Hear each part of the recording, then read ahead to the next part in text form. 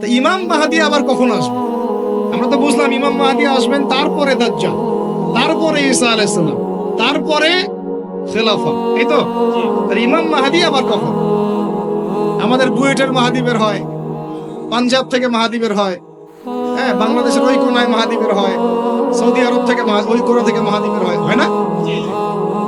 খুব ভালো করে মনে রাখবেন, যতক্ষণ এই বিশ্বে একটা মালহামা না হচ্ছে মাহদী আসছেন না। কথা ক্লিয়ার? এই বিশ্বে যতক্ষণ একটা মালহামা না হচ্ছে মাহদী আসছেন না। তিনি আসবেন ফাতিমা রাদিয়াল্লাহু আনহার বংশ থেকে। কার বংশ? তার আসল নাম মুহাম্মদ। কি নাম? তার নাক উঁচু, নাক একদম উঁচু, খাড়া, কপাল চওড়া, চেহারার গড়নটা আমাদের নবী সাল্লাল্লাহু আলাইহি ওয়াসাল্লাম। তার বাবার নাম হবে আব্দুল্লাহ, তার মায়ের নাম হবে আমিনা। তিনি দায়িত্ব নিতে চাইবেন না, তিনি দায়িত্ব নিতে চাইবেন না। তিনি দায়িত্ব না নেওয়ার জন্য মদিনা থেকে পালিয়ে মক্কায় চলে আসবেন। ভয়ে আমাকে দায়িত্ব দিও না, এই ভয়ে। ও তিনি আরবি ভাষায় কথা বলবেন, বাংলা ভাষায় না। এখনকার মাহাদিরা পাঞ্জাবি ভাষায়, বাংলা ভাষায় কথা বলবেন, ঠিক আছে? এবং এই কাবা ঘর যেটা আমরা তাওয়াফ করি, এখানে যে হাজারে আসওয়াদ আছে না, আর এই যে হাজারে আসওয়াদ আর মাকাম ইব্রাহিম, এই দুটো জায়গার মাঝামাঝি মানুষ তাকে চিনে ফেলবে, এই তো মাহদী। তার হাতে মানুষ বায়াত নেবে 313 জন। কতজন? ওই তালুত বাহিনী তো 313, বদরও 313, এখানেও 313। এবার শুরু হবে আসল খেলা। এবার প্রথমে ওই আরবেরই একটা গোত্র, বনু কালব। কোন গোত্র? এই বনু কালব ইমাম মাহদীর বিরুদ্ধে যুদ্ধ করে, আল মাহদী এই যুদ্ধে জয়লাভ করবেন ইনশাআল্লাহ। তারপরে সিরিয়া, শাম থেকে, শাম মানে শুধু সিরিয়াই না, ওই পুরো অঞ্চলটাই শাম, ওখান থেকে একটা দল আসবে এই মাহদীর সাথে যুদ্ধ করার জন্য। আল্লাহ পাক তাদেরকে মক্কা মদিনার মাঝখানে বাইদা নামক জায়গায় ধসিয়ে। কোন জায়গা? এরপরে মুসলমানদের আর কোনো পতন নাই, আর পিছনে ফিরে তাকানোর কোনো সুযোগ নাই। মুসলমানরা আর মাথা নিচু করবে না ইনশাআল্লাহ কোনো দিনের জন্য। তারপর চলতে থাকবে খালি ইসলামের বিজয় আর বিজয় আর বিজয় আর বিজয়। আল্লাহু আকবার। এভাবে চলবে। তবে মাহদী কখন আসবেন? আগে মালহামা, তারপর মাহদী। মালহামা কি তাহলে? এটা হচ্ছে একটা বিশাল যুদ্ধ। এটা কি? কেমন যুদ্ধ? নবীজি বলেছেন, এই রোমকরা, ইউরোপিয়ানরা তোমাদের সাথে অচিরেই চুক্তি ভঙ্গ করবে এবং 80টা পতাকা নিয়ে তোমাদের বিরুদ্ধে ওরা যুদ্ধ করবে। এই মালহামাটা হবে ইরাকের ফোরাত নদীর নিচেই হোক আর পাশেই হোক, আল্লাহ ভালো জানেন। ওখানে সোনার পাহাড়কে কেন্দ্র করে। কি কেন্দ্র করে? এই সোনা মানে সত্যিকারের সোনাও হতে পারে, অথবা তেলও হতে পারে, আল্লাহ ভালো জানেন। তেল তো এখন সোনার জায়গা দখল করেছে, করে নাই? এই বিশ্বে তো সোনা চলে না, কি চলে? তেল। তো এটাকে কেন্দ্র করে যুদ্ধ হবে। নবীজি বলেছেন ওই যুদ্ধে এত ভয়াবহ হবে যে 100 জন যোদ্ধার মধ্যে 99 জনই মারা যাবে না। একটু মাথা খাটান যে এমন কোন যুদ্ধ কি হয়েছে পৃথিবীতে যেটাতে 100 জনের মধ্যে 99% মারা গেছে? তার মানে এটা হয়নি এখনো। আর একটা যুদ্ধে এত পার্সেন্ট মানুষ কিভাবে মরতে পারে? যদি সে ঢাল তলোয়ারের যুদ্ধ হলে কি মরতে পারে? নিশ্চয়ই এমন কোন অস্ত্র সেখানে প্রয়োগ করা হবে যাতে একাধারে অনেক মানুষ তাড়াতাড়ি মারা যায়। এটা এই অস্ত্র এখনকার যুগের কি অস্ত্র? নিউক্লিয়ার ওয়েপন্স হতে পারে, হতে পারে যদি এই যুগে সেটা হয়। আর যদি আল্লাহ পাক এটাকে আবার পূর্বের অবস্থায় নিয়ে যান, সেটাও হতে পারে, আল্লাহ ভালো জানেন। আমরা এটাকে ইন্টারপ্রিটেশন বলছি, এটা সঠিক হতে পারে, বেঠিক হতে পারে, অ্যাটলিস্ট একটা ধারণা তো পাচ্ছি। তারপর এই ইউফ্রেটিস নদীর এই সোনার পাহাড়কে কেন্দ্র করে এটা ঘটনা ঘটে। আল্লাহ নবী আরো বলেছেন সাল্লাল্লাহু আলাইহি ওয়াসাল্লাম, মুসলমানরা, আমাদের কথা বলছে, মুসলমানরা তোমরা যেন সেখানে হাতও না বাড়াও। কোন মুসলমান যেন ওই সোনায় হাতও না বাড়ায়, মানে ওই দিক থেকে আমরা যেন সম্পূর্ণ মুক্ত থাকি। ওরা মারামারি করে শেষ হয়ে যায়, বিশ্বটা হয়তো সংক্ষিপ্ত হয়ে আসতে পারে। যদি এরকম কোনো ম্যাসিভ নিউক্লিয়ার যুদ্ধ হয়ে যায়, যেটার আশঙ্কা অনেকেই করেন, মিলিটারি অ্যাফেয়ার্স যারা করেন তারা করেন, পলিটিক্স যারা করেন তারা করেন, এবং এই জায়নিস্টরা চাচ্ছে, এই জায়নিস্টরা খুব করে চাচ্ছে বিশ্বে এমন একটা যুদ্ধ লাগুক। একবার ইউক্রেন রাশিয়ার ইস্যু তুলে দেয়, একবার সিরিয়ার ইস্যু তুলে দেয়, একবার আফগান ইস্যু তুলে দেয়, একবার ইরাকে ইস্যু তুলে দেয়, একবার প্রথম বিশ্বযুদ্ধ লাগায়, একবার দ্বিতীয়টা লাগায়। ওরা খুব করে চাচ্ছে যেন আরো একটা লাগে। এবার যদি লাগে তাহলে এটা কনভেনশনাল যুদ্ধ হবে না, এটা দেখবেন একটা নিউক্লিয়ার যুদ্ধ হয়ে গেছে। সেটা হয়ে গেলে ওয়ার্ল্ডের আয়তন আর এমন থাকবে কিনা আল্লাহ ভালো জানে। এগুলো ভাবতে হবে, আমাদের করণীয় ফিক্স করতে হবে। আর আমরা কি করছি বললাম, ওই যে নেইমার দিকে ফুটবল খেলছি।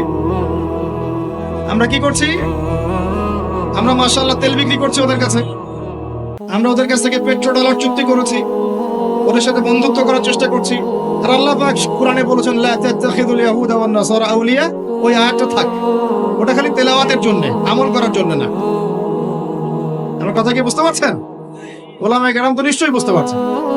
তো এখন আমি যে বললাম যে সুদ ভিত্তিক অর্থনীতির সাথে আমরা যেন সম্পৃক্ত না হই, হারাম না খাই, ঘুষ না খাই, বা হারাম রিজিকে না যাই, তাহলে ইবাদত কবুল হবে না। আদতে আমরা সবাই কোনো না কোনো ভাবে সুদ খাচ্ছি, কারণ পুরো সিস্টেমটাই সুদ ভিত্তিক। এখন এখান থেকে আমাদের উদ্ধারের পথ কি? একটা আয়াত আমি বলতে চাই, যেটাতে আপনি আশ্বস্ত হবেন কিছুটা। আল্লাহ পাক বলেছেন সূরা তালাকের মধ্যে যে ফাত্তাকুল্লাহা মাস্তাতা'তুম, ফাত্তাকুল্লাহা মাস্তাতা'তুম, তোমরা সাধ্যমতো আল্লাহকে ভয় করো।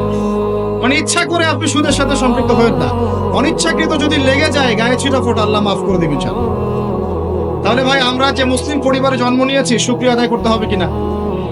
তাহলে নামাজ পড়বো কিনা, রোজা রাখবো কিনা, পর্দা করবো কিনা, আমাদের পরিবারকে পর্দা রাখবো কিনা, বাচ্চাদেরকে আমরা কোরআন সুন্নাহ শেখাবো কিনা, আমরা নফল ইবাদত বাড়াবো কিনা, যাকাত দিব কিনা। বাংলাদেশে কিচ্ছু লাগবে না, কোনো বৈদেশিক ঋণেরও দরকার নাই, শুধু আপনারা যাকাত দেওয়া শুরু করেন। আমাদের স্যার আছে এখানে, উনি এই কথাগুলো আর উঁচু লেভেল পর্যন্ত পৌঁছাতে পারবেন, আমরা তো সব জায়গায় পৌঁছাতে পারবো না। কোনো বৈদেশিক ঋণের দরকার হবে না যদি আমি যাকাত দেওয়া শুরু করি। যাকাতের খাত কয়টা? 8টা। কয়টা? 8টা। খাতগুলো খুঁজে খুঁজে বের করেন, মুফতি সাহেবদের সাথে পরামর্শ করেন, দেখেন শুধু যাকাতের টাকা দিয়েই দেখবেন দারিদ্রতা দূর হয়ে গেছে। এটা প্রমাণিত অর্থনীতি, এটা কোনো কাল্পনিক অর্থনীতি নয়। আপনি উমর রাদিয়াল্লাহু আনহুর যুগে খুঁজে খুঁজে কোনো ফকির মিসকিন পাবেন না, পাবেন? উসমান রাদিয়াল্লাহু আনহুর যুগে আপনি খুঁজে খুঁজে মিসকিন পাবেন না। তাহলে তাদের সময় কিভাবে সম্ভব হলো, এখন কেন হয় না? কারণ হচ্ছে আমরা একে তো সুদ ভিত্তিক অর্থনীতির মধ্যে আছি, 1, 2 আমরা ওই যে পশ্চিমাদের এবং জায়নিস্টদের ঋণের জালে পড়ে গেছি, 2, আর 3 হচ্ছে আমরা যাকাত ছেড়ে দিয়েছি। মাঝে মাঝে আমরা দেই টুকটাক যাকাত মসজিদে, মাদ্রাসা, এখানে ওখানে, আর মনে করি যে আমি পাক্কা মুসলমান হয়ে গেছি। প্রথম নসিহত আজকের, আল্লাহ পাক আমাকে আমল করার তৌফিক দান করুন, আপনাদের সবাইকে তৌফিক দান করুন। উদখুলু ফিস-সিলমি কাফা, তোমরা পরিপূর্ণরূপে ইসলামে প্রবেশ করো। যতদিন পর্যন্ত আমরা পরিপূর্ণ মুসলমান না হচ্ছি, পুরো বিশ্বে মায়ের খাওয়া বন্ধ হবে না। যে মুসলমান নামাজ পড়ে না, সে কেন মায়ের খাবে না আমাকে বুঝান। যে মুসলমানের নৈতিকতা নাই, 10টা টাকার জন্য ঈমান বিক্রি করতে পারে, সে কেন মায়ের খাবে না? যে বোন পর্দা করার ফুরসতই পাচ্ছে না, তার কাছে মনে হচ্ছে দেহের প্রদর্শনী মনে হয়, এটাই মনে হয় ভালো, তো সে কেন মায়ের খাবে না? কেন ধর্ষণের শিকার হবে না আমাকে বুঝান। যখন আমরা হারাম খাচ্ছি, কিভাবে আমাদের দোয়া আরো সে আজিমে পৌঁছাবে আমাকে বুঝান। আর যখন আমরা রাষ্ট্রীয়ভাবে, জাতিগতভাবে আল্লাহর হুকুম আহকাম বিধানকে পাশ কাটিয়ে মানব রচিত বিধান চর্চা করছি, আল্লাহর রহমত কিভাবে নেমে আসবে আমাকে বুঝান। আমি বুঝি না ভাই, আমাকে বুঝান। কোন অপশন আছে? একটা বিষয়ে কান খুলে শুনে রাখেন, আসন্ন সময়গুলোতে এই বিশ্বে শুধুমাত্র ইসলাম থাকবে, আর কিচ্ছু থাকবে না।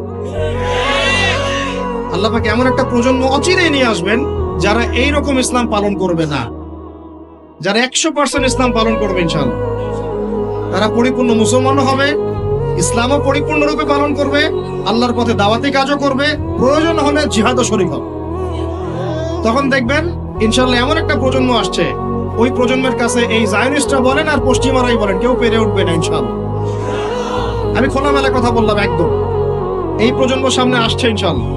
আল্লাহর নবী বলেছেন এমন একটা জাইশ আসবে, যে জাইশ ফালা নি'মাল আমিরু আমিরুহা ওয়ালা নি'মাল জাইশু যালিকাল জাইশ, কতই না উত্তম সেই বাহিনীর আমির আর কতই না উত্তম সেই সেনাবাহিনী। পৃথিবীর কোন পরাশক্তি তাদের সাথে যুদ্ধ করে পারবে না। আস্তে আস্তে আস্তে আস্তে ওরা বাইতুল মুকাদ্দাস পর্যন্ত জয় করবে, কেউ ঠেকাতে পারবে। এখন বিশ্বের চিত্র দেখে কি আপনার এটা মনে হচ্ছে? এখন বিশ্বের চিত্র দেখে কিন্তু মনে হচ্ছে না। এখন বিশ্বের চিত্র দেখে মনে হচ্ছে সবকিছু আমাদের নেগেটিভ, আমাদের এগেইনস্টে যাচ্ছে, তাই না? পুরো বিশ্বে আমাদের কোনো খেলাফত নাই। একটু বোঝেন, পুরো বিশ্বে আমাদের কোনো খেলাফা স্টেট নাই। খেলাফা স্টেট মানে কি?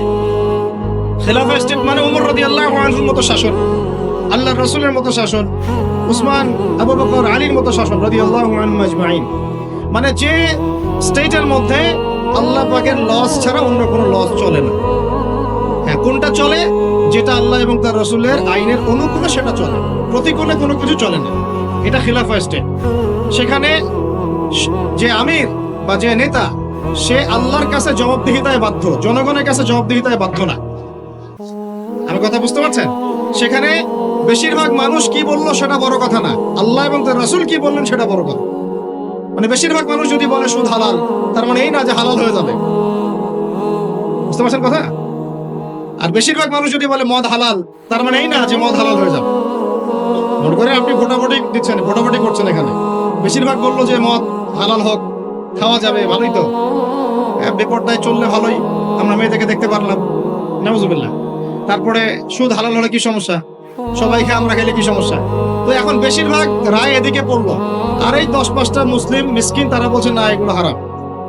খিলাফা স্টেট মানে হচ্ছে ওই 10 জন মানুষের রায় গ্রহণযোগ্য হবে, এই 100 জনেরটা হবে না। কথা বুঝতে পারছেন কি পারছেন না? একটু শোরগোল করেন না, একটু মনোযোগ দেন। এখন পুরো বিশ্বে কি এমন কোন স্টেট আছে আপনার? আছে? কোথায় আছে? আবু ধাবিতে, কাতারে, কুয়েতে? এই মাশাআল্লাহ, একটা কথা বলেছেন, খোরাসান এখানে ট্রাই করছে, কত বছর যুদ্ধ করলো? 20 বছর। আমরা দোয়া করি আল্লাহ পাক প্রত্যেক মুসলিম রাষ্ট্রের রাষ্ট্রপ্রধানদেরকে শক্তিশালী করুন এবং তাদেরকে ইসলাম বোঝার তৌফিক দান করুন, তাদেরকে আল্লাহ পাকের জমিন আল্লাহর খলিফা হওয়ার তৌফিক দান করুন। দোয়া করতে কোনো সমস্যা? আল্লাহ পাক চাইলে আমাদের এই দেশটা এত উন্নত হবে, একদিন আমরা দেখবেন ইনশাআল্লাহ জাতিসংঘে ভেটো পাওয়ার দিব ইনশাআল্লাহ। যদিও এটা একটা কাল্পনিক স্বপ্নের মতোই, কিন্তু স্বপ্ন দেখতে দোষ আছে। তবে আমি নিশ্চিত, এটা আমি আমার কনফিডেন্স থেকে বলছি, ইমামুল মাহদি আসার সময় ইউনাইটেড নেশনস বলে কোনো নেশনস থাকবে না ইনশাআল্লাহ। ঈসা আলাইহিস সালাম যখন আসবেন তখন জাতিসংঘ বলে কোনো সংঘ থাকবে না ইনশাআল্লাহ। আপনাদের কি মনে হয় ঈসা আলাইহিস সালাম যখন আসবেন, এসে জাতিসংঘে গিয়ে বলবেন আমার খেলাফা রাষ্ট্র কায়েমের অনুমোদন দেন? তাই মনে হয়? সে বলবে যে আমাকে ডলার দেন, ডলার দিয়ে কেনা বেচা করবো। হ্যাঁ, সে বলবে যে আপনার রেজুলেশন পাস করেন, আমি প্যালেস্টাইন থেকে, জেরুজালেম থেকে ইসলামী খেলাফত কায়েম করতে চাই, আমাকে সমর্থন দেন। তিনি কি এগুলো করতে যাবেন? আপনার মনে হয় তিনি এসে ওয়ার্ল্ড ব্যাংকে গিয়ে বলবেন আমাকে লোন দেন, IMF এ গিয়ে বলবেন আমাকে লোন দেন? তার মানে ওই সময় এগুলোর কোনো অস্তিত্বই থাকবে না ইনশাআল্লাহ। এটা বোঝাই যাচ্ছে থাকবে না ইনশাআল্লাহ। আমি কি বলবো আমি জানি না, কিভাবে বললে আপনারা বুঝবেন তাও জানি না, আর আমিও জানি না এসব বলে কি হবে। আমি শুধু চাই আপনাদের মধ্যে একটা সচেতনতা তৈরি হোক, যাতে আপনারা আপনাদের পরিবার এবং পরবর্তী প্রজন্মকে বোঝাতে পারেন যা পৃথিবীতে চলছে এগুলো জুলুম। এই জুলুমের অবসান অচিরেই ঘটবে যখন আল মাহদি আসবে এবং ব্ল্যাক ফ্ল্যাগস, কালো পতাকাধারী বাহিনী বের হবে ইনশাআল্লাহ। যুদ্ধ করতে করতে করতে করতে এরা বাইতুল মুকাদ্দাস পর্যন্ত জয় করবে। আসবে, আল্লাহর বাহিনী আসবে, যখন আসবে আপনারা এমনিই বুঝতে পারবেন ইনশাআল্লাহ। ঠিক আছে? আর আমরা আমাদের পরবর্তী প্রজন্মকে বোঝাবো, জানাবো যে ইনশাআল্লাহ অচিরেই সেই বাইতুল মুকাদ্দাস আমাদের হতে যাচ্ছে ইনশাআল্লাহ। জাফর ইবনে আবি তালেব রাদিয়াল্লাহু আনহু আল্লাহর নবীর আপন চাচাতো ভাই, চাচা আবু তালেবের ছেলে। আলী ইবনে আবি তালেব, জাফর ইবনে আবি তালেব। জাফর ইবনে আবি তালেব রাদিয়াল্লাহু আনহু যুদ্ধ করতে গিয়েছেন, মুতার যুদ্ধে। কোন যুদ্ধ? আল্লাহর নবী 3 জনকে সেনাপতি বানালেন, যায়েদ ইবনে হারেসা, আব্দুল্লাহ বিন রওয়াহা এবং জাফর ইবনে আবি তালেব। কোন যুদ্ধে 3টা অধিনায়ক লাগে নাকি? একজন লাগে। তাহলে সাহাবীরা বুঝে ফেললেন যে আমরা এই যুদ্ধে গেলে শহীদ হব নিশ্চিত। কথা বুঝতে পারছেন? সবাই বিদায় নিয়ে চলে গেলেন। ওদের সৈন্য সংখ্যা প্রায় 2 লক্ষ। কত লক্ষ? মুসলিমদের সৈন্য সংখ্যা মাত্র 3000, মাত্র 3। আল্লাহ নবী বললেন যদি যায়েদ ইবনে হারেসা শহীদ হয়, আব্দুল্লাহ বিন রওয়াহা তুমি পতাকা নিয়ে নিও। আব্দুল্লাহ বিন রওয়াহা যদি শহীদ হয় তাহলে জাফর তুমি পতাকা নিয়ে নিও। জাফরও যদি শহীদ হয় তাহলে তোমাদের মধ্যে কোনো একজনকে তোমরা আমির বানিয়ে নিও। পরে আমির বানানো হয়েছিল সাইফুল্লাহিল মাসলুল খালিদ বিন ওয়ালিদ রাদিয়াল্লাহু আনহু, এবং তার হাতেই বিজয়টা হয়েছিল। পরে 3000 সৈন্য নিয়ে তিনি 2 লক্ষ সৈন্য ঠেকিয়ে দিয়েছেন। জাফর রাদিয়াল্লাহু আনহু যখন শহীদ হন, প্রথমে তার ডান হাত পড়ে যায়। দেখছেন না, এক বাবা হাত নিয়ে ঘুরছে, বাচ্চা আর এক হাত খুঁজে পায় না, দেখছেন না আপনারা? ডান হাত পড়ে গিয়ে বাম হাত দিয়ে তরোয়াল চালানো শুরু করলেন। ওই যুদ্ধ তখন সত্যিকারের যুদ্ধ ছিল, এই তোমাদের মতো কাপুরুষের যুদ্ধ না, যে 100 মাইল দূর থেকে মিসাইল ছুড়বো আর এখান থেকে আমি ঠাস করে দেবো। তখনকার যুদ্ধ ছিল ম্যান 1-on-1 ব্যাটল। তুমি সামনে অস্ত্র নিয়ে আসো, আমি সামনে অস্ত্র নিয়ে গেলাম, এরপরে দেখি কার কথা হলো। এমন ছিল না বিষয়টা, 1-on-1 ব্যাটল ছিল। আর তখন সাহাবীরা ছোটবেলা থেকে এগুলোতে প্রশিক্ষিত ছিলেন, নতুন না বিষয়টা, তারা ছোটবেলা থেকেই প্রশিক্ষিত ছিলেন, তীরন্দাজ ছিলেন, ঘোড়সাওয়ার ছিলেন, তখনকার যুগের প্রেক্ষাপট। তারপর তিনি বাহাতে তরোয়াল চালানো শুরু করলেন, এক পর্যায়ে বাহাতে পড়ে গেল। এরপর এই থুতনি দিয়ে তিনি পতাকাটা ধরে রাখছেন। এভাবে মুতার যুদ্ধের ইতিহাসটা পড়ে দেখেন, থুতনি দিয়ে এভাবে পতাকাটা ধরে রাখছেন। পতাকার মান, পতাকার সম্মান। আর সেই পতাকা আমাদের হাত থেকে পড়ে গেল, আরবের লোকজন তাকায় তাকায় দেখতেছে, সারা মুসলিম বিশ্ব তাকায় তাকায় দেখতেছে। এই গুনাহের ভার আল্লাহর কসম আপনার আমার সবার উপর বর্তাবে, কোনো উপায় নাই, সবার উপর বর্তাবে। আল্লাহ যেন মাফ করেন, আল্লাহ পাক মাফ করবেন না। আমি আল্লাহকে চিনি, আল্লাহ পাক মাফ করবেন না এভাবে, যতক্ষণ পর্যন্ত না আল্লাহ পাক একবার হিসাব নিচ্ছেন। কারণ ওলামায়ে কেরামকে জিজ্ঞাসা করে দেখেন, একটা মুসলিম রাষ্ট্রে যদি একজন মুসলিম নারীকে ধর্ষণ করা হয়, উঠিয়ে নিয়ে চলে যাওয়া হয়, রেপ করা হয়, অথবা একজন মুসলিম ভাইকে নির্মমভাবে হত্যা করা হয়, তাহলে ফতোয়া কি করা উচিত? তখন সবাই মিলে ওই জালেমের বিরুদ্ধে দাঁড়ানো ফরজ। যদি সে দাঁড়াতে না পারে, তার প্রতিবেশী দাঁড়াবে, সে না পারলে তার প্রতিবেশী দাঁড়াবে, আর যখন সেও পারবে না, পুরা উম্মাহ একসাথে মিলে দাঁড়াতে হবে। সেটা কি হয়েছে? করতে পেরেছি? পতাকা ধরে রাখলেন এইভাবে, পতাকা পড়তে দিলেন না। এক পর্যায়ে এক কাফেরের তরবারের আঘাতে তার শরীরটা দ্বিখণ্ডিত হয়ে গেল। এদিকে মদিনায় নবী সাল্লাল্লাহু আলাইহি ওয়াসাল্লাম খবর পেয়ে গেলেন। খবর পেয়ে বলছেন, এইমাত্র জাফর শহীদ হলো, এইমাত্র জাফর শহীদ হলো। সুবহানাল্লাহ। তখন তিনি, তার চোখ দিয়ে পানি পড়ছে, তিনি জাফরের বাসায় চলে গেলেন, ছুটে চলে গেলেন জাফর ইবনে আবী তালিবের বাসায়। তার ছোট ছোট বাচ্চা ছিল। আপনার আমার বাচ্চা নাই? ছোট ছোট বাচ্চা, তাদেরকে বুকে জড়িয়ে কান্নাকাটি করছেন। সাহাবীরা বলছেন, ইয়া রাসূলুল্লাহ, আপনি আল্লাহর রাসূল হয়ে কান্নাকাটি করছেন? নবীজি বলেন, এটা আল্লাহর রহমত, এটা আল্লাহর রহমত। যে কাঁদতে পারে না তার মন তো পাষাণ। জাফর শহীদ হয়ে গেছে। তারপরে তিনি হাসলেন, আমাদের নবী হেসে উঠলেন। সাহাবীরা বললেন যে, আপনি একটু আগে কাঁদলেন, এখন হেসে উঠলেন? নবীজি বললেন, এই মাত্র আমি দেখলাম যে জাফরকে দুজন ফেরেশতার মাধ্যমে আমার সামনে দিয়ে নিয়ে যাওয়া হলো। আমি দেখলাম জাফর জান্নাতে, তার দুই হাত, যে 2 কাটা হাত, এই 2 কাটা হাতের বদৌলতে আল্লাহ পাক তাকে জান্নাতে 2টা পাখা দিয়েছে, সে জান্নাতে উড়ে বেড়াচ্ছে, ফল খাচ্ছে। এই দৃশ্য দেখে আমি হেসে উঠলাম। আমি এই জন্য বলছি, আমাদের শহীদরা মৃত নয়, আমাদের শহীদরা মৃত নয়। আমাদের এই মা, বোন, শিশু, নারী যাদেরকে মেরে ফেলা হয়েছে, কেউ মৃত নয়। ইনশাআল্লাহ তারা জীবিত আছে, এবং তারা এখন আল্লাহ পাককে কি বলছেন জানেন? তারা আল্লাহকে বলছেন, আল্লাহ আমাদেরকে আরেকবার ফিরিয়ে দাও, আরো একবার এদের বিরুদ্ধে যুদ্ধ করে যেন শহীদ হয়ে আসে। একজন শহীদ সাহাবীর মাকবারা থেকে যদি কেউ কোনো ঘ্রাণ পায়, মনে করে আল্লামা তারেক জামিল হুজুর গিয়েছেন মুআজ বিন জাবাল রাদিয়াল্লাহু আনহুর কবরের সামনে, আপনি গিয়েছেন মনে করে, এরকম অনেক মানুষই পেয়েছে।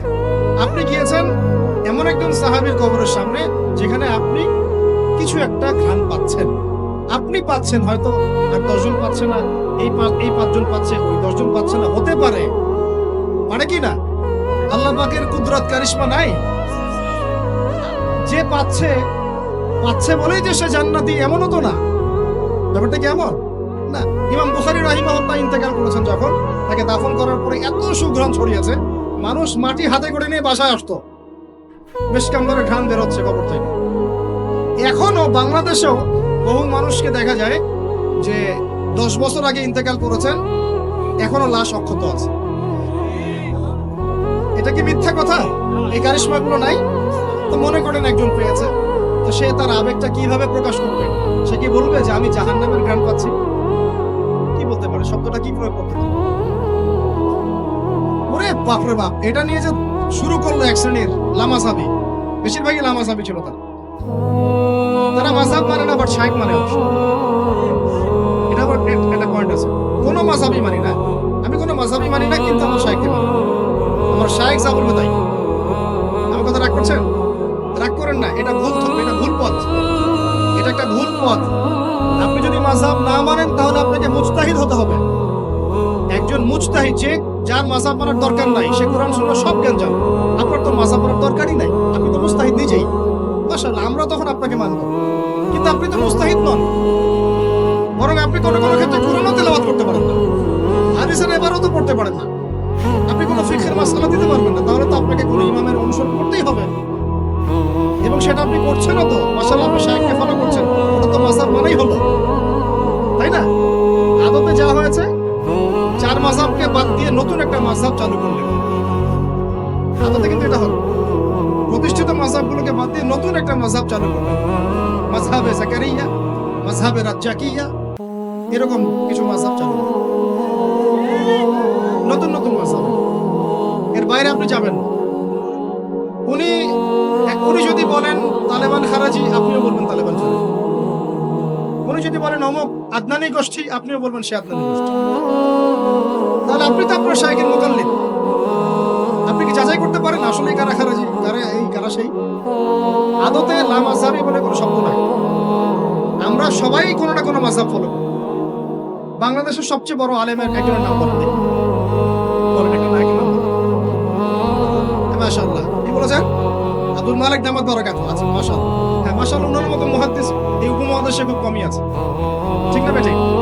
এখন উনি এত বড় মানুষ হওয়ার পরেও কি তিনি নিজে কোনো মাযহাব চালু করেছেন, নাকি তিনিও একটা মাযহাবকে ফলো করেন?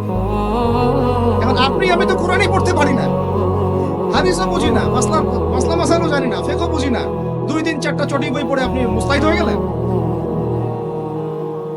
মূলত এটা হয়ে গেল শায়েখ পূজা। কি হলো? আপনি কোনো শায়েখকে ফলো করেন, আমি আপনাকে দোষ দিচ্ছি না, নেগেটিভ বলছি না, কিন্তু আপনাকে লিবারেল থাকতে হবে, ওপেন মাইন্ডেড হতে হবে। এমন না যে সে যদি ভুল বলে সেটাই মেনে নিবেন। এখন মূল কথাটা আসেন, এই যে শুরু করলো ঘ্রাণ, জান্নাতের ঘ্রাণ পেয়েছে। আরে বাপরে বাপ, জান্নাতের ঘ্রাণ তুমি থেকে পাওয়া যায় না, এই সেই। তখন মনে হচ্ছিল যে আল্লাহ, এই মিডিয়াগুলোর চাইতে আমাদের বড় শত্রু মনে আর কেউ নাই। ঠিক আছে, নামাজের আপনাকে গুরুত্ব বুঝাচ্ছিলাম। যে কোনো মক্তবে হোক, মাদ্রাসায় হোক, ওলামায়ে কেরাম এগুলো বুঝান, আমাদেরকে শিখিয়েছেন ছোটবেলায়। যখন নামাজ পড়বা তখন প্রত্যেকটা সেন্টেন্স সুন্দর করে বলো যে ইয়্যাকা না'বুদু ওয়া ইয়্যাকা নাস্তাঈন, স্পষ্ট করে সুন্দর করে বলো, তাড়াহুড়া করো না। এখন আপনি মনে করেন বলছেন ইয়্যাকা না'বুদু ওয়া ইয়্যাকা নাস্তাঈন, এখানে কানা বলে কোনো শব্দ আছে? বলেন তো, কথাটা বুঝেন কি? শব্দটা ইয়্যাকা, শব্দটা কি? ইয়্যাকা একটা শব্দ, না'বুদু একটা শব্দ, ওয়া ইয়্যাকা একটা শব্দ, নাস্তাঈন একটা শব্দ। তো আপনি পড়ছেন ইয়্যাকা না'বুদু, ইয়্যাকা না'বুদু, এই কানা মানে আবার কে? শব্দটা হচ্ছে ইয়্যাকা না'বুদু, ইয়্যাকা না'বুদু ওয়া ইয়্যাকা নাস্তাঈন।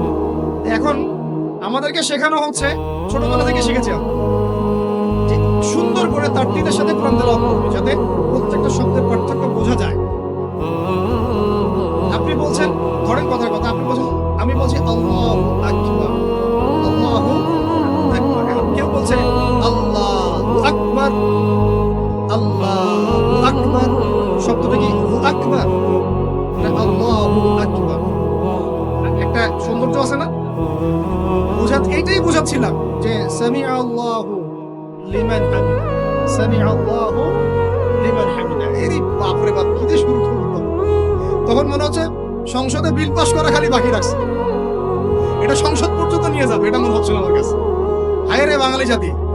ভাই, মূল কথা আজকের লেকচারের, পুরো বিশ্বে আমাদের অবস্থা ভালো না, মূল জায়গায় থাকবেন, শাখা প্রশাখায় যাবেন না।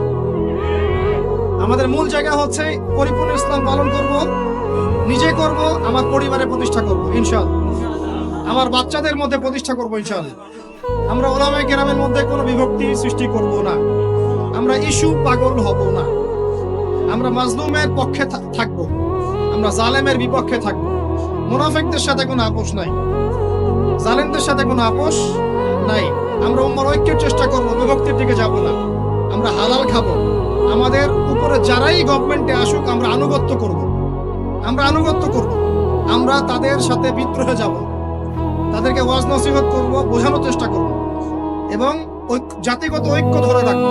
হ্যাঁ, তারা যদি সরাসরি ইসলামের বিরুদ্ধে চলে যায় তখন যা করার তাই করবো, কিন্তু সরাসরি কি তারা ইসলামের বিরুদ্ধে যাচ্ছে? অতএব এখানে আমরা কোনো ফাসাদ সৃষ্টি করব না, কোনো দরকার নাই ভাই। মুসলিম মারামারি করে এগুলো শহীদ না, মুসলিম লাঠি বৈঠা নিয়ে মারামারি করে এগুলো শহীদ হবে না, সাবধান, এটা সঠিক পথ নয়। তবে আমরা অবশ্যই তাদেরকে নসিহত করবো, দোয়া করব, জাতিগত ঐক্য ধরে রাখবো এবং আমাদের লক্ষ্য আমরা স্থির রাখবো। আমাদের লক্ষ্যটা কি ভাই? ওই বাইতুল মুকাদ্দাস। লক্ষ্যটা কি? বাইতুল মুকাদ্দাস। ইনশাআল্লাহ পুরো বিশ্ব থেকে আস্তে আস্তে জালেমদের পতন ঘটবে ইনশাআল্লাহ, মাজলুমের রক্ত বৃথা যাবে না ইনশাআল্লাহ। আমাদের শহীদরা মৃত নন ইনশাআল্লাহ, তাদেরকে রিজিক দেওয়া হচ্ছে। আমরা সবাই মন খুলে দোয়া করবো তাদের জন্য। এখন কনক্লুশনে আসি,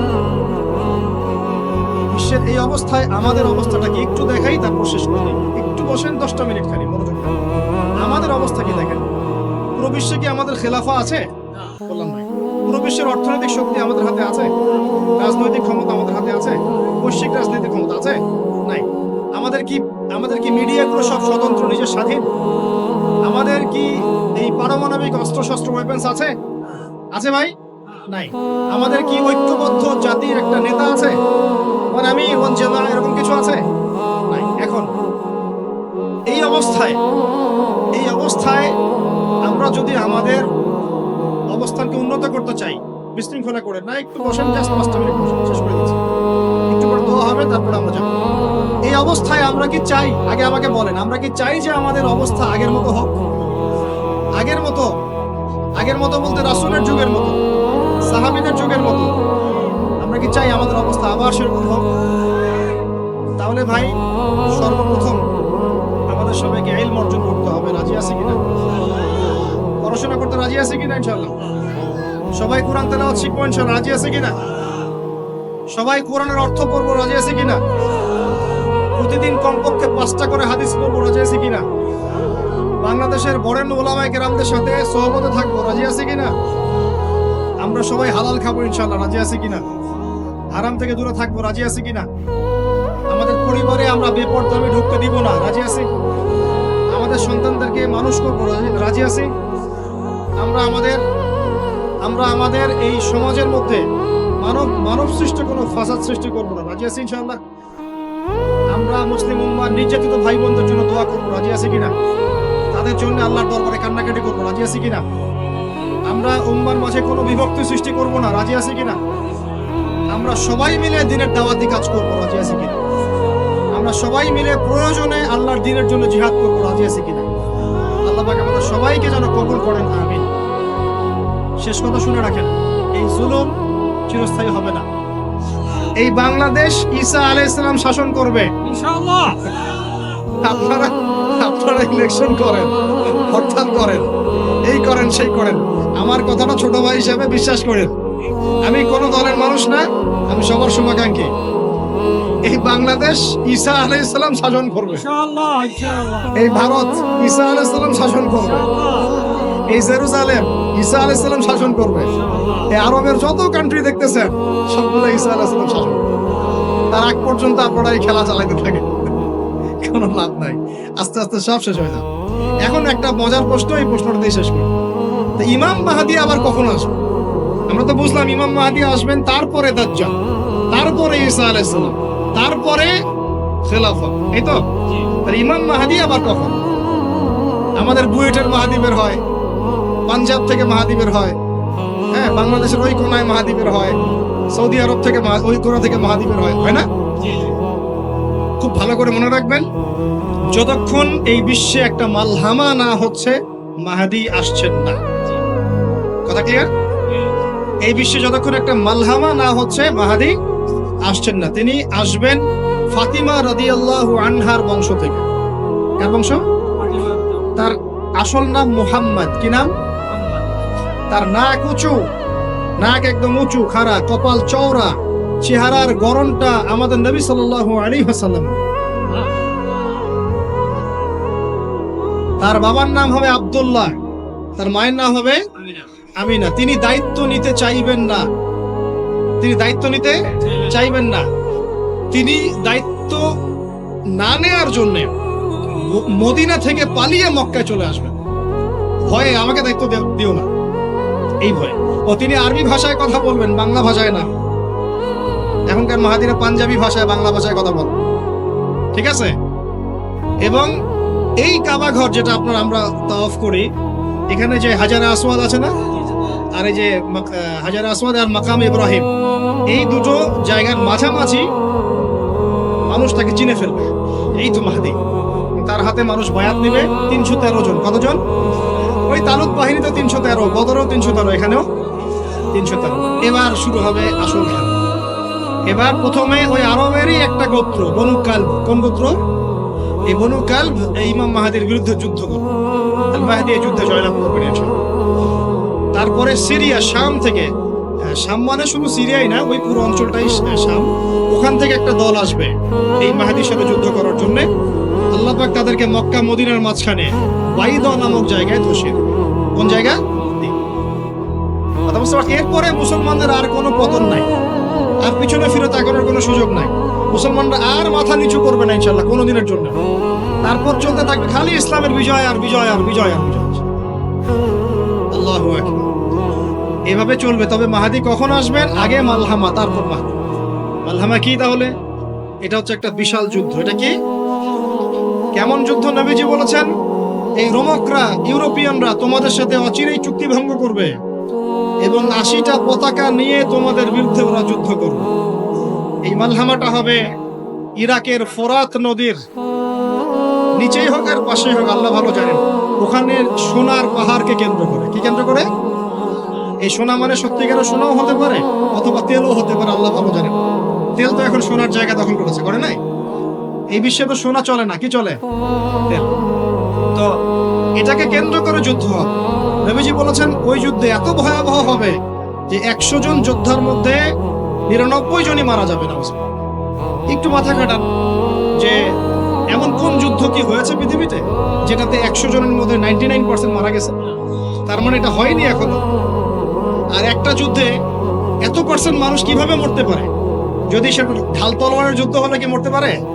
নিশ্চয়ই এমন কোন অস্ত্র সেখানে প্রয়োগ করা হবে যাতে একাধারে অনেক মানুষ তাড়াতাড়ি মারা যায়। এটা এই অস্ত্র এখনকার যুগের কি অস্ত্র? নিউক্লিয়ার ওয়েপন্স হতে পারে, হতে পারে যদি এই যুগে সেটা হয়। আর যদি আল্লাহ পাক এটাকে আবার পূর্বের অবস্থায় নিয়ে যান, সেটাও হতে পারে, আল্লাহ ভালো জানেন। আমরা এটাকে ইন্টারপ্রিটেশন বলছি, এটা সঠিক হতে পারে, বেঠিক হতে পারে, অ্যাটলিস্ট একটা ধারণা তো পাচ্ছি। তারপর এই ইউফ্রেটিস নদীর এই সোনার পাহাড়কে কেন্দ্র করে এটা ঘটনা ঘটে। আল্লাহ নবী আরো বলেছেন সাল্লাল্লাহু আলাইহি ওয়াসাল্লাম, মুসলমানরা, আমাদের কথা বলছে, মুসলমানরা তোমরা যেন সেখানে হাতও না বাড়াও। কোন মুসলমান যেন ওই সোনায় হাতও না বাড়ায়, মানে ওই দিক থেকে আমরা যেন সম্পূর্ণ মুক্ত থাকি। ওরা মারামারি করে শেষ হয়ে যায়। বিশ্বটা হয়তো সংক্ষিপ্ত হয়ে আসতে পারে যদি এরকম কোনো ম্যাসিভ নিউক্লিয়ার যুদ্ধ হয়ে যায়, যেটার আশঙ্কা অনেকেই করেন। মিলিটারি অ্যাফেয়ার্স যারা করেন তারা করেন, পলিটিক্স যারা করেন তারা করেন। এবং এই জায়নিস্টরা চাচ্ছে, এই জায়নিস্টরা খুব করে চাচ্ছে বিশ্বে এমন একটা যুদ্ধ লাগুক। একবার ইউক্রেন রাশিয়ার ইস্যু তুলে দেয়, একবার সিরিয়ার ইস্যু তুলে দেয়, একবার আফগান ইস্যু তুলে দেয়, একবার ইরাকে ইস্যু তুলে দেয়, একবার প্রথম বিশ্বযুদ্ধ লাগায়, একবার দ্বিতীয়টা লাগায়। ওরা খুব করে চাচ্ছে যেন আরো একটা লাগে। এবার যদি লাগে তাহলে এটা কনভেনশনাল যুদ্ধ হবে না, এটা দেখবেন একটা নিউক্লিয়ার যুদ্ধ হয়ে গেছে। সেটা হয়ে গেলে ওয়ার্ল্ডের আয়তন আর এমন থাকবে কিনা আল্লাহ ভালো জানে। এগুলো ভাবতে হবে, আমাদের করণীয় ফিক্স করতে হবে।